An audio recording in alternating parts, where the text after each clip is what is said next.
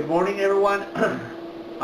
We are going to give you a quick review on how to set up your Redline Embroidery machines to feed your DSC files directly to the machine.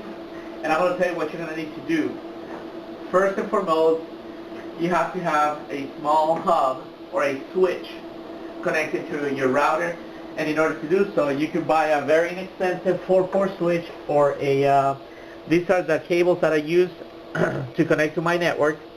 Two of these cables, the cables that I've used here, connect directly to the back of each one of the embroidery machines. And I'm going to show you how we're going to need. So we're going to need a little switch, a 4-port or a 5-port switch. You obviously need your Cat5 cables. They're known as straight cables. You do not need to have a crossover cable.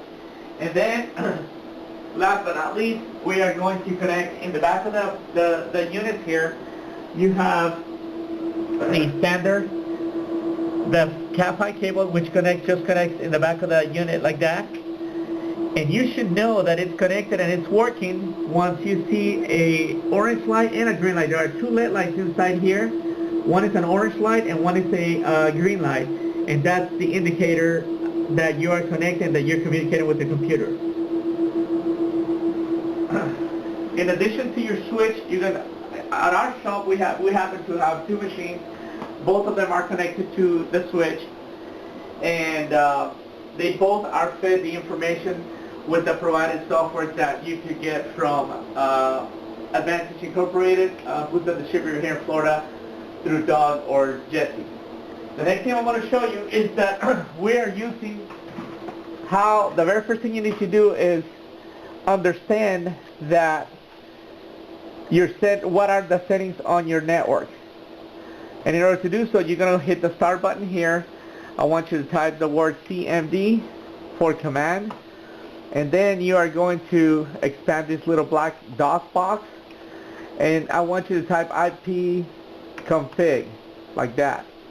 Press enter, and that will tell you what your default gateway, which is the information that you're going to need to enter into the embroidery machine in order to get them to work. One is the default gateway and your IP address. Very important, the IP address also tells you your subnet, which is what you need to know to assign, what number to assign to each one of your embroidery machines, understanding that they can never be the same number, otherwise it will never work.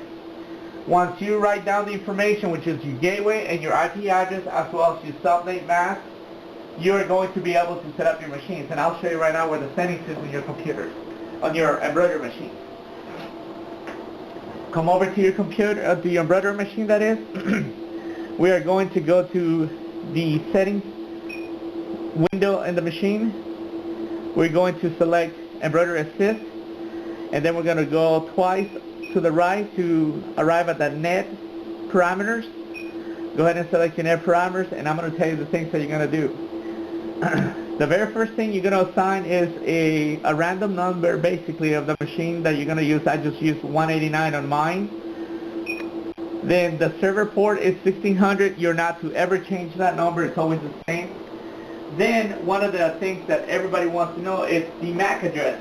The machine comes with no MAC address number on it, and the MAC address is a identifier to the network card that's inside the unit. So you need to know that you're going to have to assign a random MAC address number on it, understanding that you may need to change it because it's a unique number that is assigned to each hardware. For some reason, I was not able to find out what the MAC address was for the network card in the embroidery machine, so I just used a random number, which is perfectly fine. And I'll show you how to set it up. In this case, it is a 12-digit number, as you can see, and you can just pretty much pick any number, but you need to also know that the first two digits have to be zeros, because in the newer switches and routers need to have the identifier to be 00. I could go into depth explaining to you why, but I'm just going to tell you, put 00, and then you can use either an alphabetical number, like I did 000, then I put FF99, FFFFF, and that worked out pretty good for this unit. Once you do that, go ahead and click OK to save that entry, and we'll move down to the next entry, the IP address. The IP address that you always have to use is essentially using the first 6 digits. The first 6 plus the next digit should always match what you have in your computer.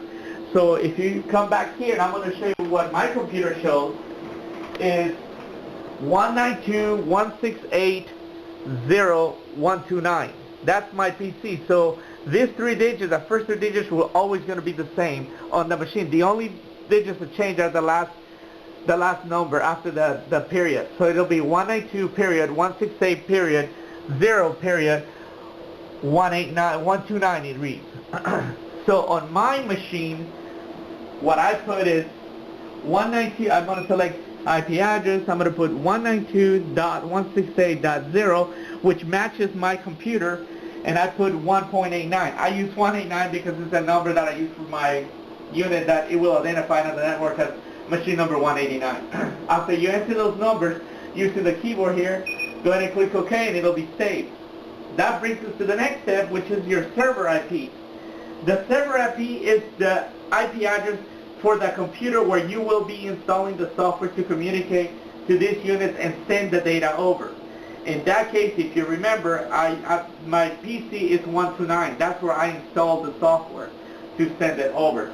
So that is the number that I have to enter onto here. So it'll be 192.168.0.129, which is the computer. In your case, that number may differ from what my computer is.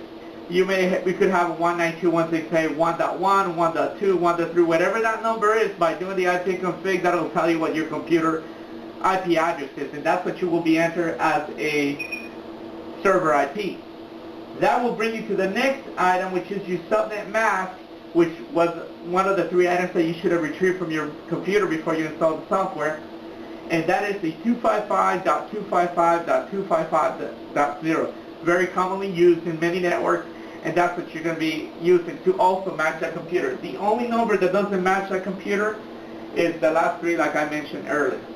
Once you enter that information, you're going to go ahead and hit exit. And that brings you to the next step. The next step is essentially, now that I've set up the settings on my unit and I've already plugged in my network cable to it, I'm going to be ready to install the software and find the computer via the software.